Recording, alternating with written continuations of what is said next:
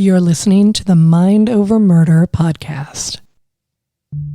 My name is Bill Thomas.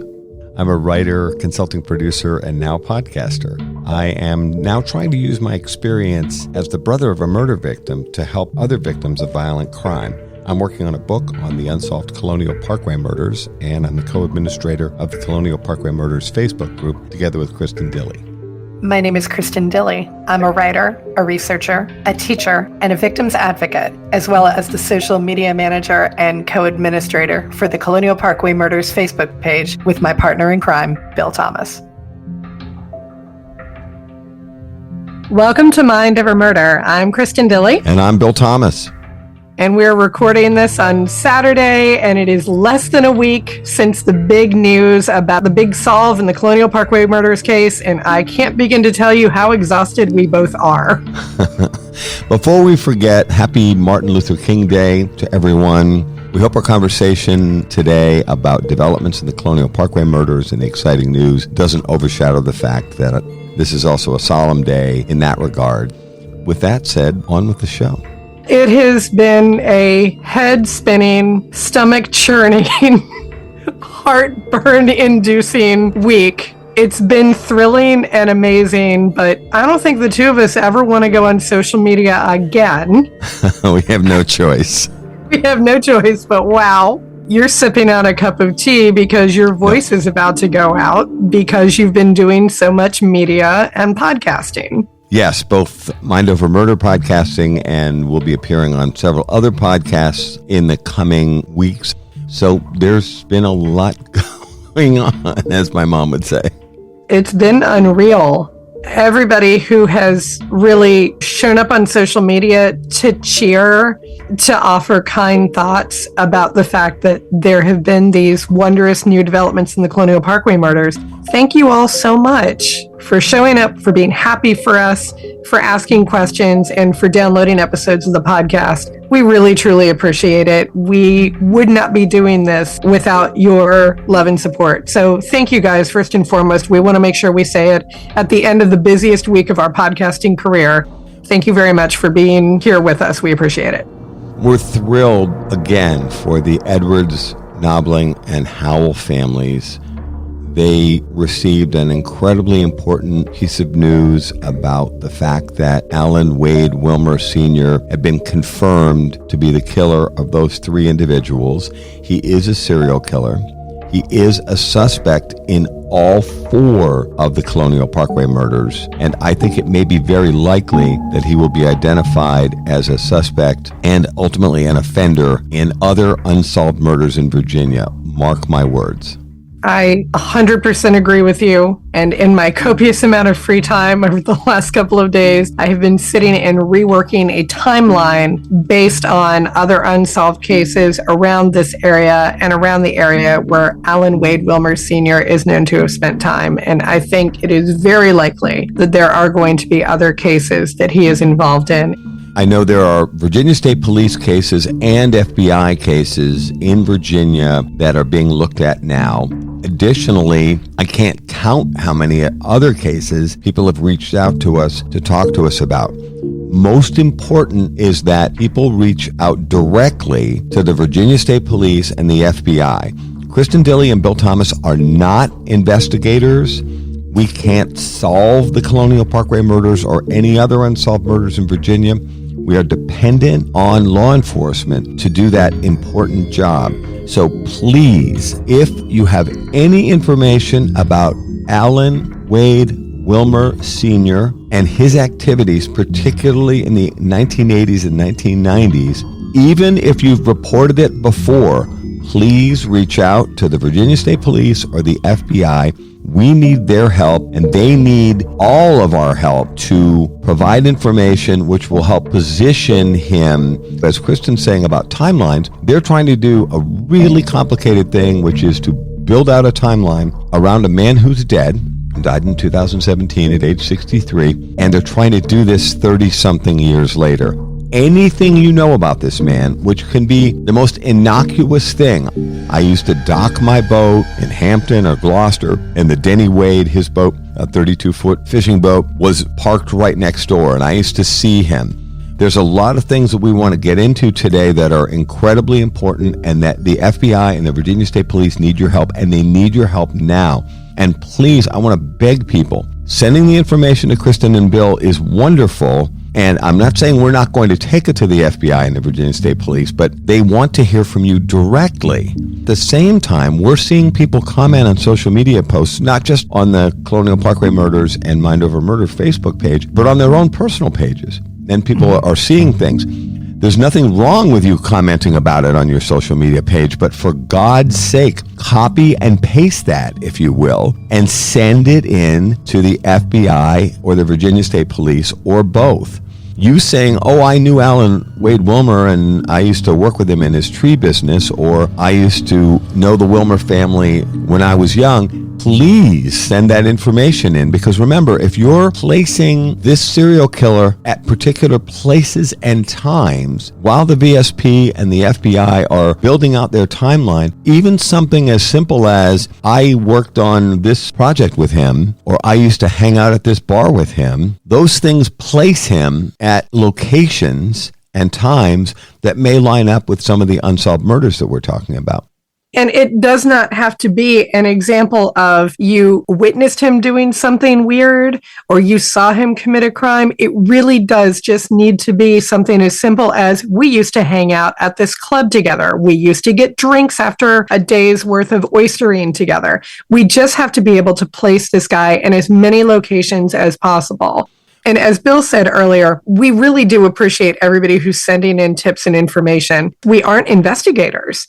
And the FBI and the VSP have far more resources and far more manpower than two very overworked podcasters who also have day jobs in addition to that. We only have so many hours available to us in the day, and we can't follow every lead. We do need everybody, please, to make sure that you send the information in via email or that you call the FBI. I'm going to give that information now. We'll give it again at the end of the podcast, and we'll put it in our show notes. So to contact the FBI, you call their tip line at 1-800-CALL-FBI. That's CALL-FBI. You can submit a tip online at tips.fbi.gov, and you can email the Virginia State Police at questions@vsp.virginia, spelled all the way out, .gov. Two other quick thoughts. Real important. The public needs to know, and all of us have to remember, that the Wilmer family and the younger generation, he has 2 kids, they have children who'd be Alan Wilmer Sr.'s grandchildren. It had nothing to do with this. I think the son was 8 years old at the time of the Colonial Parkway murders. This is literally 37 years ago. They aren't going to know anything about this. They don't need to be harassed. We've heard stories that people are saying mean things to the grandkids. This is outrageous. I've seen on social media people lashing out at Alan Wilmer. I understand the anger. Trust me, I'm feeling the same thing, but putting up nasty grams on his obituary page and harassing the families, it's not appropriate. Let law enforcement do its job. Leave the family alone. They are going through a very difficult time. I have zero sympathy for Alan Wade Wilmer Sr., but I have no axe to grind with the rest of that family. We just need to leave them alone. One other thing regarding tips, very important. We mentioned this the other day. The FBI and the Virginia State Police don't care what you were into in the 80s or 90s, this time frame that we're talking about. We know that Alan Wade Wilmer Sr. was into some really sketchy stuff. He's a serial killer. He is likely going to be linked to other unsolved murders in Virginia. If you're uncomfortable reaching out now when they need the information, no matter how simple or basic it is, nobody cares that you were doing something maybe you shouldn't have been doing or whatever. They don't care about your underage drinking or the fact that you were involved in a drug deal or were someplace where you shouldn't have been. They want the information about Alan Wade Wilmer Sr.'s whereabouts in the 1980s and 1990s. To build out a case and a timeline against a serial killer is incredibly challenging. let's be grown-ups about this. No one's trying to bust you for some dumb thing you did back in the 80s or 90s. And by the way, I should even say, stretching into the 2000s, I never got into calling them the aughts. Oh, I hate that. It's just, really? We can't come up with something better. They think he was an active serial killer for a number of years. And a lot of those serial killer cliches about serial killers always kill in the same way. They always like the same kind of victim. Put aside all that stuff. Kristin and I have met with amazing profilers, many of whom you've heard of and read about. We've been lucky enough to have a chance to speak to. And by the way, some of them may be coming on Mind Over Murder in the not too distant future. They've educated us. We're not the experts, but we are lucky enough to know some experts that'll actually talk to us. These cliches about serial killers are like an automaton and they only kill one way using a knife or a gun or whatever, or they only kill one kind of victim. None of those things are true. Mm-hmm. And even as Kristin has been studying what we know so far about Alan Wade Wilmer Sr., we're seeing a real variety. We'll be talking about that in a future episode of Mind Over Murder, but there's some very interesting things about this man's career as a serial killer, if you want to call it that, that completely blow out any preconceived notions you might have had about they only attack this kind of person and they only use this kind of weapon. That is not true in the Colonial Parkway murders, and it's not true in what I believe will be other cases linked to him. One of the things that you've probably noticed that we're doing a lot in this episode is we are using the term serial killer. And that is because that is precisely what this man is. According to the criteria from the FBI, the definition of a serial killer is someone who has killed 2 or more people in 2 distinct separate events. That meets the criteria. Robin Edwards and David Knobling were killed on Ragged Island in September of 1987. Teresa Howell was killed in June of 1989. That is 3 victims in 2 distinct events. He meets the criteria for a serial killer. The FBI has not used that terminology yet in their press conference, but let's be clear here, folks. There was a serial killer stalking the Tidewater area of Virginia, and there are going to be more crimes attributed to him. So you're going to hear us use that term a lot. The other thing that comes out of the press conference, and this wasn't made clear at all in the press conference, is that the confirmation of Alan Wade Wilmer Sr. as the Colonial Parkway killer, an expression I don't particularly care for, is important here. His identification as the killer of 3 people confirms that the Colonial Parkway murders is real and that we have a murder series on our hands. We can't lose sight of the fact that Alan Wade Wilmer Sr. was the number 1 suspect in the disappearance of Keith Call and Cassandra Hailey on the Colonial Parkway in 1988. That disappearance is bracketed by, as Kristin's saying, the 1987 murder of Robin Edwards and David Knobling, now confirmed to be Wilmer, and then the 1989 murder of Teresa Howell, also now confirmed. Not yet confirmed is any role that he might have played in the disappearance and likely homicide of Keith Call and Cassandra Hailey. He was the first suspect from the very first few days of the disappearance of Keith Call and Cassandra Hailey. As Blaine Pardo has talked about in his book, and I want to be clear about this, I heard this story from my father, Joseph Thomas, who passed away a couple of years ago at age 90. My father told me this exact story in 1988, and he heard it from the FBI agents who were working this case at that time. Remember, my sister Kathy Thomas and her girlfriend Rebecca Dowski were killed in 1986 in October. My father then acted as our family liaison with the FBI, and he spoke to the FBI agents, the case agents, frequently. He held them in very high regard. I was nearly 30 years old at the time of that murder, and I was very interested in what had happened to our sister Kathy and her girlfriend Rebecca. So my dad and I would sit down out of earshot of the rest of the family. This was so upsetting for my family, as you can imagine, especially for my mother. I would sit down with my dad. We'd go off into a quiet corner in our house somewhere, and my dad would say, he might say even over dinner, I spoke with the FBI today, which happened a lot. We heard these agents' names around the dinner table so often that I remembered them.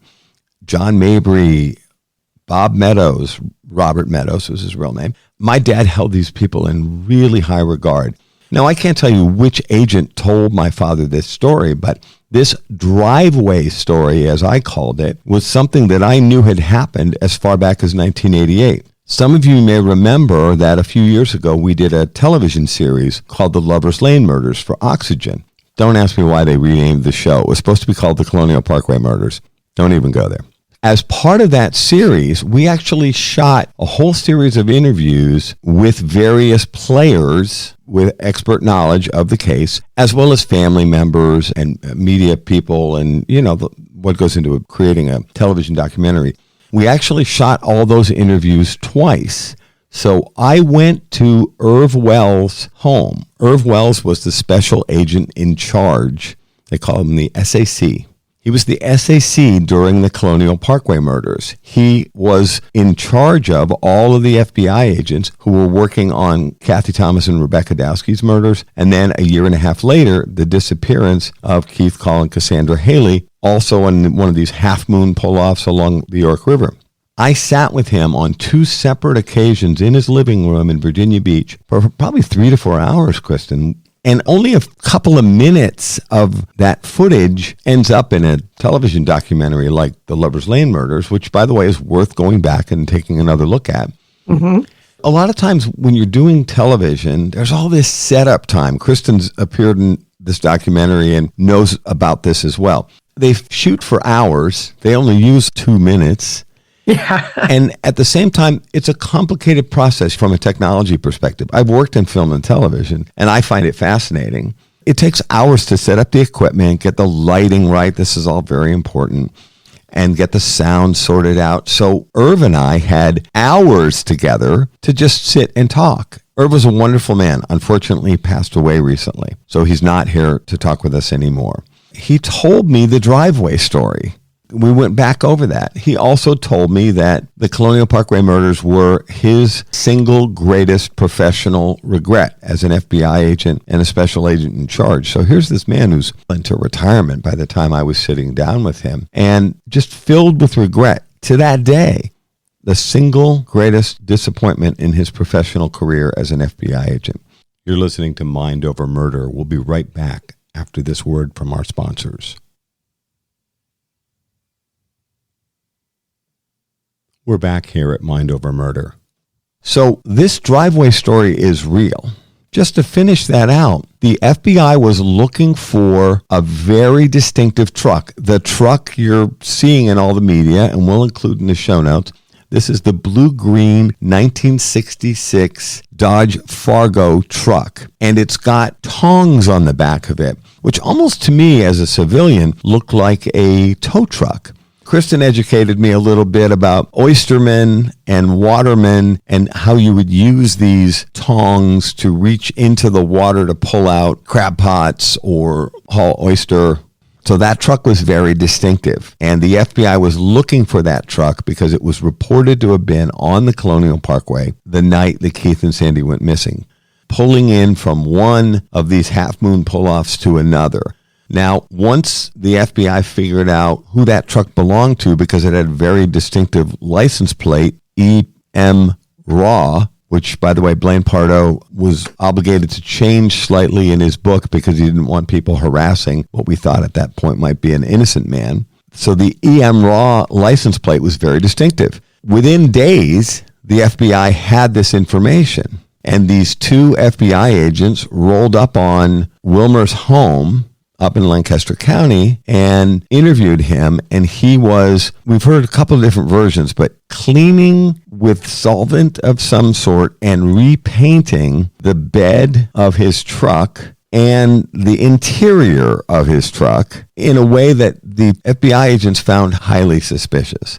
I'm not sure whether they ever took him into custody or not, but ultimately they gave him and a second man a lie detector test. polygraph examination. He passed the polygraph examination and for whatever reason was dismissed as a subject. So what's heartbreaking is Alan Wade Wilmer Sr. was a suspect from essentially day one of the Keith Call and Cassandra Hailey disappearance. And I want to be clear here, he could be regarded as a suspect in all 4 of the double homicides in the Colonial Parkway murders. Now, let's also clear up another thing, because for anybody who's saying, Bill, I guess I missed that at the press conference where they talked about the fact that he was the first suspect, prime suspect, if you will, in the Call Hailey disappearance. No, you didn't miss it. They never talked about it. They never talked about it. In fact, I'm going to quote from my transcription of the press conference here as they speak very specifically about the Colonial Parkway murders. So here, I'm going to go ahead and quote from Corinne Geller, who is the public information officer who was giving this press conference. Quote, "Now, many in the region will recognize that the Isle of Wight double homicide as one that occurred during a series of double homicides collectively known as the Colonial Parkway murders. Although the similarities in these double homicides, which spanned a 3-year period, cannot be ignored, emphasis mine, at this time, there is no forensic or physical evidence to link the Isle of Wight County homicides to those other double murders.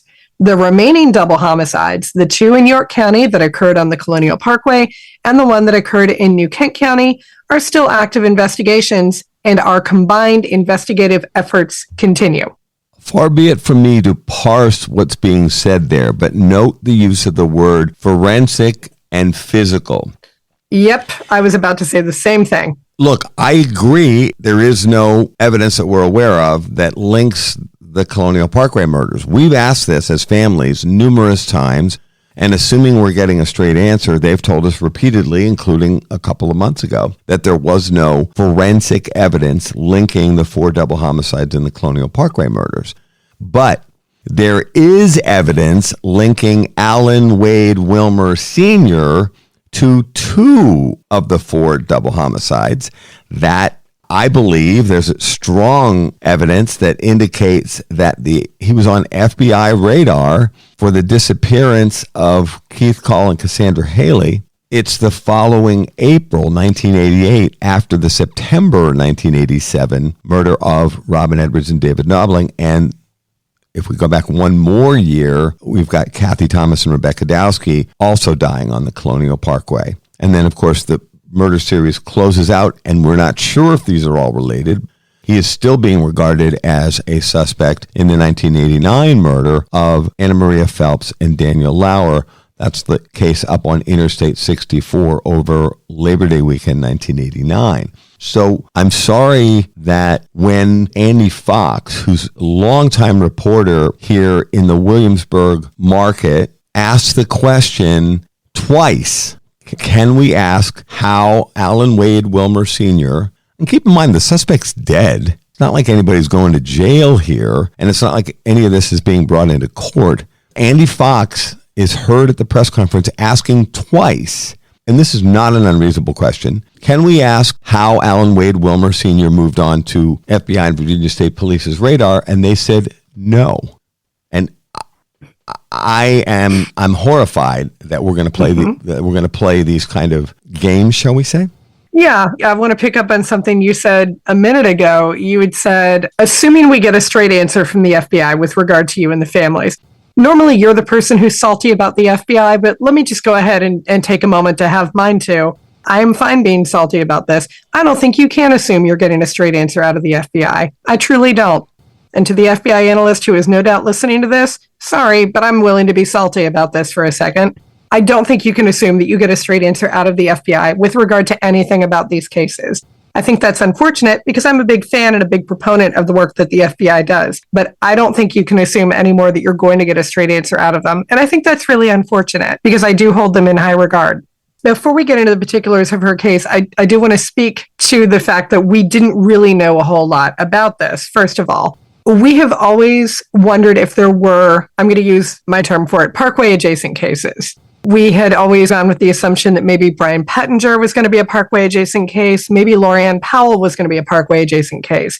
until some media sources came to us a couple of months ago and said, hey, have you heard about the murder of Teresa Howell? Both of us were like, no, we haven't heard about the murder of Teresa Howell. And I do feel bad that we had never linked her in as a Parkway adjacent case. What we understand about her murder is so different from what we had considered Parkway adjacent cases like Brian and Lorianne. I don't think we ever considered the possibility that we should group her in there. We have considerably less information about Teresa Howell's case than I would like to have. And I'm hoping to remedy that in the near future by doing some more research. But we do know that Teresa Howell disappeared in June of 1989 after last being seen at the Zodiac Club on Mercury Boulevard in Hampton. We know that Teresa Howell was separated from her husband. She was heading into a divorce. She was 29 years old. She's seen at this place, the Zodiac Club, which, as I understand it, was adjacent to another club known as the Ivory Horse. We're learning a lot more. People are reaching out to us.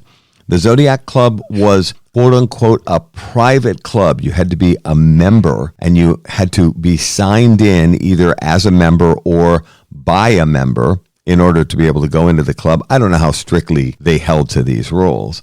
They are told that the Ivory Horse was right next door and that the Zodiac Club would stay open until 5 a.m., which is way later than bars are open in Virginia because of this private club status.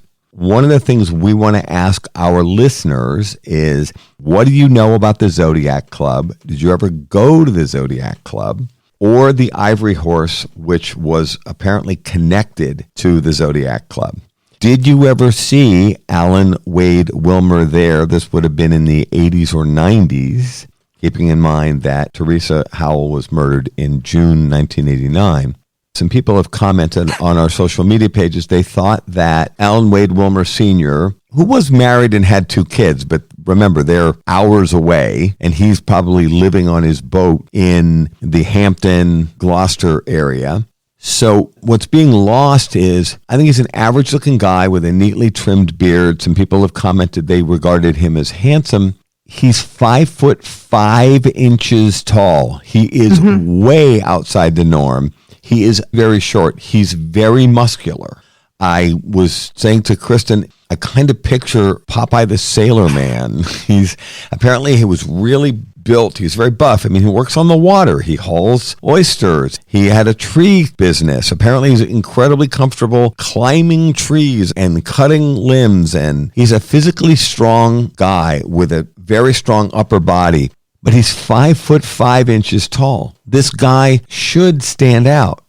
And he should stand out, I think, in a crowd, perhaps not with his head above the rest of the crowd, but... Oh, geez. I'm sorry. I'm not feeling terribly charitable towards this man and you right don't now. have to. It's totally fine.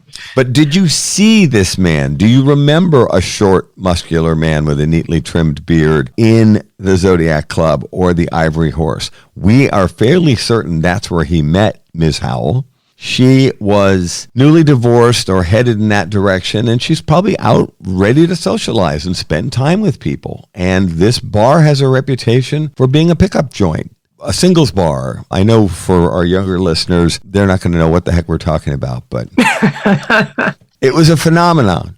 I would say, too, if you're familiar with any other bars along that stretch of Mercury Boulevard or any bars around the various marinas where he would have been docking his boat. We know that he docked at Gloucester. We know he docked at Hampton, and we know he docked at Middlesex. If you know of bars and restaurants around there, if you frequented those bars and restaurants and you saw this guy or hung out with this guy or bought a beer for this guy or he bought a beer for you, please make sure that you call in that information. It is super important that the FBI and the VSP be able to establish a timeline of this guy getting off of the boat and socializing in and around the area. We have to have that information. It is very important. So please, we do urge you to take a very good look at those various photos that are provided by the Virginia State Police and the FBI. You get photos of him from 1988, 1994, 1999, 2004, and 2009. Unfortunately, there is nothing of him beyond 2009. He is a distinctive looking guy, and at least in the first couple of photos, yeah, you could argue that he looks handsome, but definitely please do take a look at that. We have posted this all over our social media pages. And we do encourage you to share on yours as well, especially if you have friends in and around this area, the Rappahannock area, Northern Neck, any place in the Tidewater region. Please share this information. It is vitally important that we get it out to everyone. Yeah, the FBI and the Virginia State Police described him as transient. So he lived, and I put air quotes around that, up in Lively, Virginia and the Lancaster County area. But he apparently spent weeks, if not months, down in the Tidewater area with docking at Gloucester, Hampton, and other locations. We're certainly taking a look at the oystering season and when he might have been pulling oysters and selling oysters. I know that he was known for illegally obtaining crabs and oysters, and he was also known for breaking the rules as a hunter. He was an avid hunter and outdoorsman. So I'm not locked into the idea that he would only be fishing or hunting during the times that were legal. But I think in terms of selling to restaurants or grocery stores or even private individuals, I think he'd probably be pushing his luck to be doing that openly at times where it was not seasoned and therefore illegal to sell those items. This puts him in the Tidewater area, going up and down the York and James Rivers and pulling up, sleeping on the boat. This boat was a 32-foot wooden boat, the Denny Wade, painted white, also quite distinctive. And again, we'll include pictures in the show notes and in our social media pages. You don't want to get locked into thinking he's up on the Northern Neck and he's not there. No, he's right there in the Tidewater area, raping and killing women and couples. I think we all have to broaden our thinking. We have an identified suspect. I know it's not a very satisfying result to have this person be named when he died in 2017 at age 63. I know we're all very frustrated that a suspect like this couldn't have been named and brought before the halls of justice sooner than this. It's not necessarily the outcome that we all wanted. Understand, from my perspective as the brother of a murder victim, we're looking for answers. We've been waiting for answers for as long as 37 years. The Colonial Parkway Murders are 33 to 37 years ago now. We knew that there was a very good chance that this suspect and perhaps other suspects might be dead by now. We're still looking for answers. I know that when I spoke with Jeanette Edwards Santiago, who's Robin's sister, who's been amazing in this case, she mentioned her mom, Bonnie Edwards, who's also just a lovely person and has done a tremendous amount of work in this case. And the fact that Jeanette said to me, we wanted to get this news while my mom was still with us. Thankfully, Bonnie's still here. More than half the parents, as you've heard me mention before, are gone now. Think about that. 16 moms and dads, at least 9 the last time I counted, are gone now. Thankfully, Judy Knobling is still with us and doing great. She probably hit me over the head because she's actually quite young. David's brother, Michael, is a young and vibrant man and a fantastic guy, and he's done a tremendous amount of work on this case. All of us understand that we may be looking at an empty chair in terms of identifying an offender here. Waiting for answers for as long as people in this case have. We're still looking for those answers. It's incredibly important and meaningful to the families that we help solve all of the Colonial Parkway murders. And the best way that you can do that is to please submit tips to the FBI and the VSP. We also want to encourage anyone who has ever reached out to us about strange encounters on the Colonial Parkway. If you had an encounter on the Colonial Parkway, either with that very distinctive blue Dodge Fargo truck, please do reach back out to the FBI or the VSP and re-report that incident so that they can continue to go back and try to establish a timeline on this guy. Maybe he was the person who encountered you on the parkway, maybe not, but it is important that they have all of this information so that they can look at this anew. So please, if you have any information whatsoever with regard to Alan Wade Wilmer Sr., his truck, or his watercraft, call the FBI at 1-800-CALL-FBI. Go online to submit a tip at tips.fbi.gov or email questions@vsp.virginia.gov to reach the Virginia State Police. That is going to do it for this episode of Mind Over Murder. Thank you so much for listening. We'll see you next time.